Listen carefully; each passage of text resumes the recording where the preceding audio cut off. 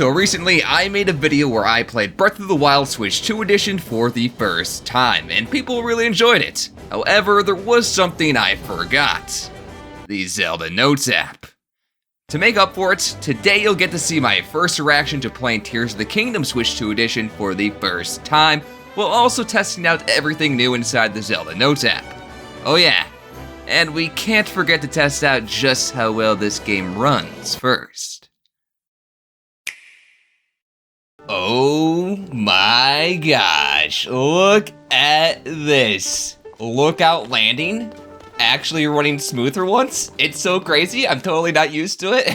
So whenever I play Tears of the Kingdom, there is one thing that will cause this game to lag for me, and that is when you jump from the Sky Islands, go all the way down, dive really quickly, and go into the depths. Sometimes it will lag, the game will have to load. So I want to test that out and see if I can get the game to load on me. There is a depths hole, and we are going to enter that hole.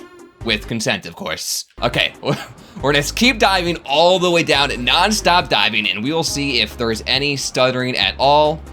I did see a little pop in just then, but that's just how the game is programmed. When you get far away from things, things become unloaded, and as you get closer, they load in. But right now, it's looking smooth. This is typically when the lag happens, right here.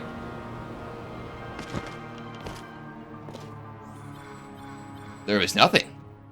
Nothing at all. I can 100% bet you that if I did that on the Switch 1, the game definitely would have frozen, stuttered for a second trying to load into depths, but not even once on the Switch 2. Let's check that loading speeds, by the way. I already loaded when I fast traveled, and I totally forgot to mention loading speeds faster. You guys probably already knew this, but check this out. Look how fast it is now. In fact, it felt even faster than when I did this in Breath of the Wild. You guys saw my Breath of the Wild video. It was pretty quick. I wasn't blown away by it, but that's faster than Breath of the Wild. We just went from the depths all the way to the water temple. That is across the entire map. Maybe sure, granted, there's not a whole bunch of things for the game to load over here at the water temple. Maybe that's why I went so fast, but that was insane. Maybe we were too close to the ground. We didn't fall that big of a distance last time, so the game didn't lag. We're gonna put the stress to the test. Does that make sense? We're gonna go super high up now and try and go down into that ground of sea over there. You also may be wondering, Mr. Nice Guy, why don't you just fly to the height limit with your hover bike? I'm broke right now. I can't afford a hover bike. This is why my wife left me. Go! All right, I think we're higher up this time. Maybe not. Maybe I completely... Well, I mean, we're entering into the earth, into this depths hole. At a higher elevation, I think, than the other depths hole was at. So, but still, I think we're higher into the air. And now we have to go all the way down into the depths and see if there's any lag.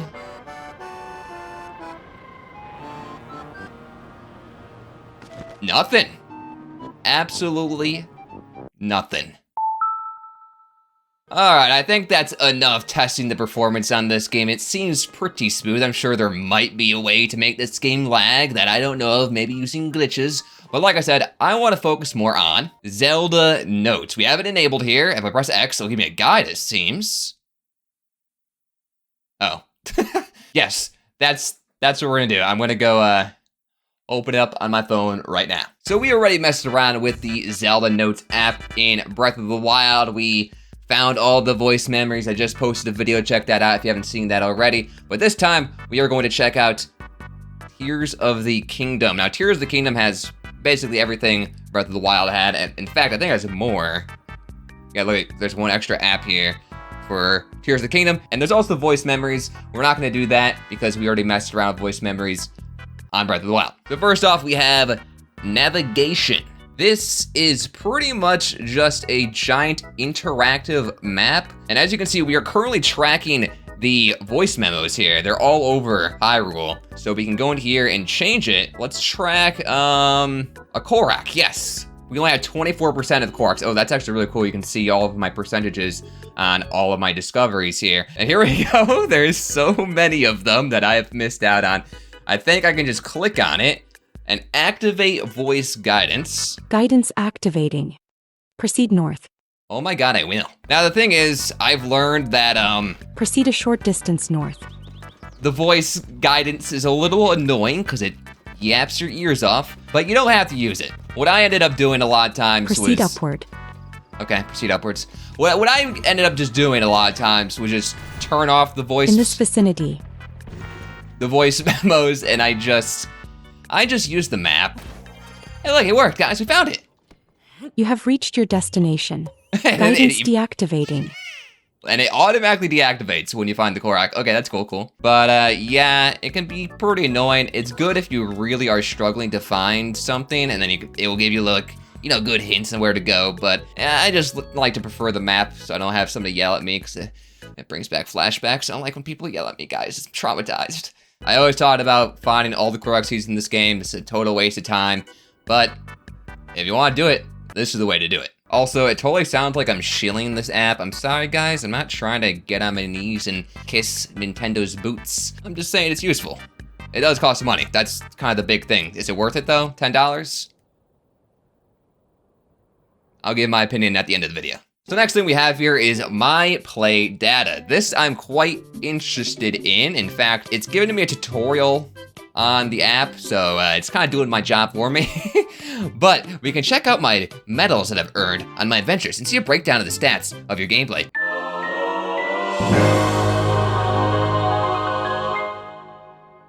Okay, they got sound effects. Citizen of Hyrule, Sage's Sworn Friend, Shrine Seeker. I got 27 medals. Citizen of Hyrule, earned by increasing your time spent in Hyrule stat. So the more longer you play this game, the better medals you get, and I have the master. Let's go, I'm a citizen, guys. I got my citizenship to Hyrule. Now Ice won't go and kick me out. Let's go. Oh no, dude, I love chests, but my treasure hunter medal is only gold. Master, I need to open 2 times. Are there even 1,000 chests in this game? And then we just have some mystery medals. What are these? Earned by increasing your materials collection stat? Why does it say I have 0 materials collected? 0 weapons collected? 0 rupees collected? Why is some of these at 0? Oh, okay. I thought that was it, just medals. But we can swipe to the right, or I guess not. Click on the right over here. We can find my stats over here. So we can see my total time spent in Hyrule, my total playtime, 277 hours. Enemies defeated, 1,600. Chests opened, 515, and a whole bunch of zeros for some reason. I mean, you guys can compare your stats to mine if you want to. I'm sure you guys' stats are better than mine. Rub that in my face in the comment section below. Next up, we have something called Global Play Data. See how you compare to other players across the globe and see how the data breaks down by game area. You may even discover something new and interesting looking through all these stats. Okay, so again, this is very similar to that other thing I was in, showing me all my stats here. And it's just, I don't understand why I have 0 rupees collected. That's not true at all. Okay, look at this. Yeah, this said software version when data collection began was version 1.0 for treasure chest. That's why I have 515. But for rupees collected, it says 1.4.0, so that's strange. Oh, okay, this is a graph that's showing how I compare to the world. Obviously, most people in the world have only collected 1 chest or more, and then it goes to 100 or more chests and 200 chests, and we are at 500 more chests right smack in the middle.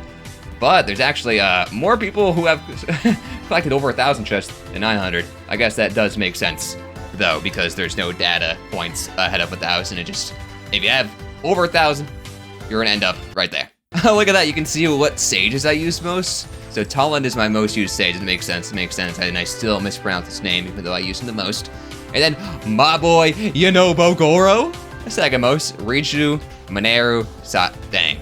6% side to side on your Slack. I thought you side on a lot more than that, to be honest. And I feel like that 7% with Mineru was either when I first unlocked her or I accidentally got on top of her by mistake. Oh, let's check out the global.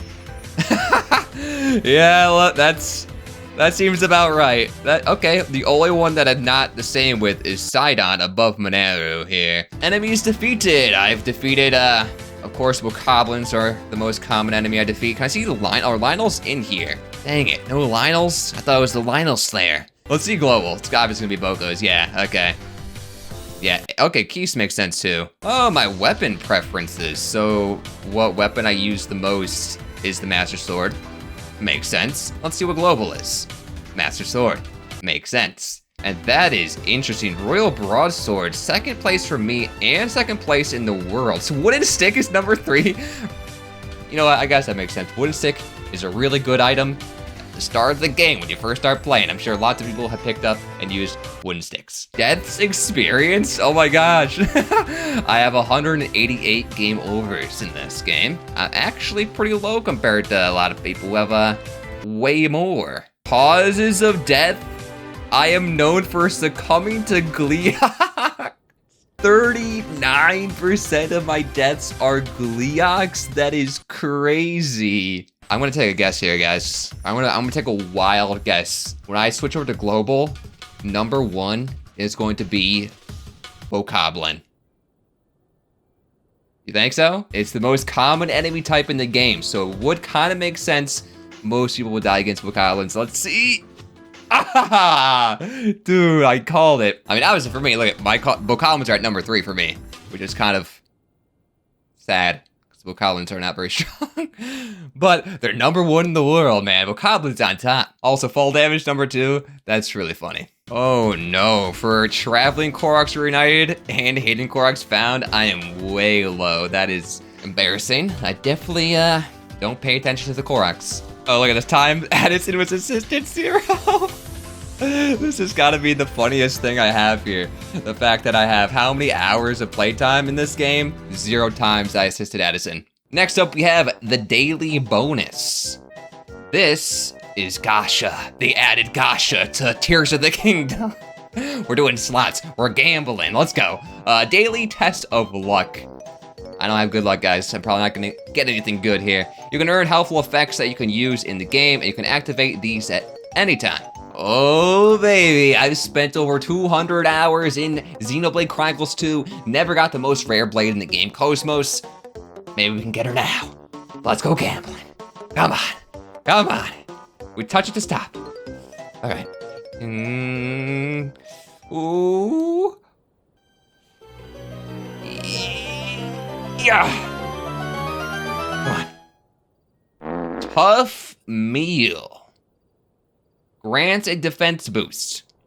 It's just a one-time low-level defense up for 5 minutes. Not great. All right, we can finally stop looking at the app for a second because we can check out our daily bonus. So I guess it sounds like we go down here into our key items, daily bonus, use it. Oh, okay, I kind of misunderstood what that meant.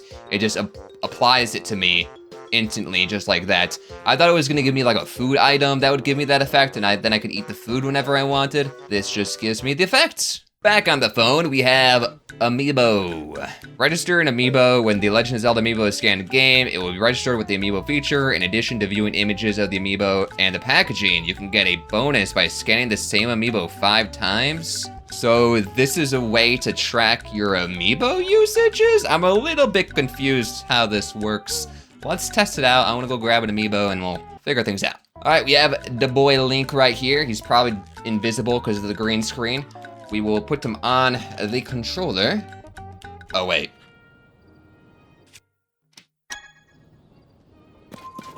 There we go. We will put him on the controller.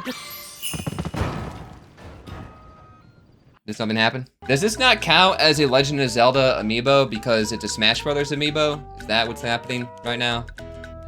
Oh! Never mind, it counts. Okay, so we can see all of our amiibos here, and we can look at little pictures of them for some reason. I don't know why. I mean, I thought maybe it would be like a 3D model we could view. That would have been cool, just pictures. I mean, I could just look at my amiibo in real life. Why do I need to look at pictures of it on my phone? If you scan this amiibo 4 more times, you'll be able to scan an additional time. Okay, I don't know how to feel about this one. I guess you can scan amiibos, and if you do it like 5 times in a row, you get a bonus scan, so you can just get additional. I never use amiibos, so I don't care about this. Next up on the app, we have Photo Studio. This lets us decorate screenshots. Okay, you can add the Legend of Zelda themed stamps to images captured in the game using the camera or screenshots from the Legend of Zelda Tears Kingdom that you have saved on your system. Let's see here. I think we can just take a picture of my Side on. Are you camera shy? Side. Bro. Where'd he go? Dude, they're camera. Where did Sidon go? He just disappeared? Are you kidding me? There's no way he's behind me. There's no way. Bro. Yeah, I gotcha. All right, so we can say that's our album, and then we go into our album, click down on the left analog stick, and we can select our pictures and press X to send them. And there they are. You can have up to 300 images here, and I guess we can go and click on it, see our images. I guess this is a decent way if you want to bring your pictures that you've taken onto your phone, and then you can easily post them to social media sites. But I'm pretty sure, isn't there already an easy way to do that in this app as well for any game? But I guess you can edit them, and this is maybe the main draw is being able to edit these images. But I feel like most people can just download a photo editing software on their phone. I don't know. I mean, you can change the aspect ratio here, zoom in, zoom out. Click next, I guess. Add a little sticker. Oh, we got the classic Zelda logo here. Look at that. We can put it right on Sidon's face. Beautiful. And just like that, all we can do. I don't really understand the appeal to this one, but it's a feature. Next up, we have item sharing.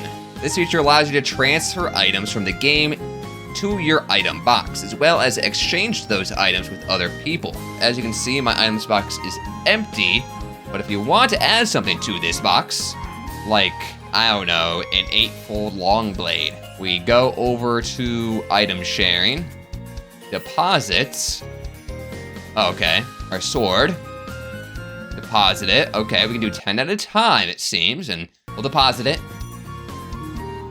And just like that, we deposit it. You know what? I'm actually thinking how this will be incredibly useful, not for sharing the items to anybody else. No, I'm stingy. I want my items. But sometimes I run out of space in my food inventory when I'm doing silly challenges. Theoretically, I can deposit. Oh. No, I can't put food items in there. Dang it. But we could maybe do, I don't know, maybe I need a whole bunch of shields for a shield serve challenge or blah, blah, blah. I can put all of my shields in there and store them and then collect more shields. And then when my shields break, I can go in here, withdraw. Wait, there are no items to withdraw? Oh, okay. We have to send to game. There we go. You gotta first go into the app, click on the items to send to game, and then we withdraw them. So it kind of acts as like a little storage, some ender chest like technology here. Like, who needs to collect all the Korok seeds to make your inventory bigger? I have an infinite inventory now on my phone. I run out of space. I can't hold any more swords. I just send them off over here, and then I can pick them up later from daycare. That's pretty good. However, I think what we can also do is share items with you guys. So maybe I can go to item sharing, deposit, Knight's Shield. Oh wait, register our friend's item box using a QR code. Okay, I thought maybe you guys could just scan a QR code. So I think I can show my QR code to you guys, and then can you guys just take my items out of my box now? I don't know. I should have maybe read the tutorial a little bit more. Oh no, I just realized I haven't been my screen recording ended somehow. Oh my god, no way. All right, we're screen recording now. I'm gonna just have to fix this in editing, which is gonna be so annoying now. I hate doing this screen recording stuff. Why is this on an app, man? Just for the fact that I have to do way more editing, this is so annoying. Why isn't it just built into the game? Anyways, here's my QR code thingy. I don't know what it does. Scan it. I'm just getting annoyed now, I'm sorry. But another thing we can do here is something called game transfer. So I can transfer this Knight Shield from Tears of the Kingdom into Breath of the Wild if I want to. I don't want to do that, but it's an option. And last but not least, we have Autobuild Sharing. Autobuild Sharing allows you to use QR codes and social networks. You can share designs from your game and acquire the designs other players have made. So this is pretty cool. I already saw like somebody shared like a QR code of like this big explosive barrel pile that they had that could kill like practically any monster in one hit. I might need to find some cool things that people have been posting and try them out sometime. Or you guys can try out some of my Zonai devices. So I think what we do is we head over to our auto build here. And okay, you can share auto builds and designs. I guess press plus to receive. There are no designs to receive. Okay. Wait, how do I share it though? I'm really confused. There's no button to send on my screen. Why is that? Is it because I'm broke and I don't have any Zonite and I can't like build anything? Okay, now that I have some Zonite and my screen recording stopped again because my phone goes to sleep and it ends the screen recording and I'm getting very angry right now. Can I send any of this? Why can I only receive? Oh, what? Oh my God, that is so stupid. Why? I can't select anything up here to send. I have to go down into my history to send things. Are you joking me? Okay. So you need to make sure you're not in your schematics, you're not even in your favorites, you're in the history area. Then you can send. Okay, so let's go down, let's find my tractor and send.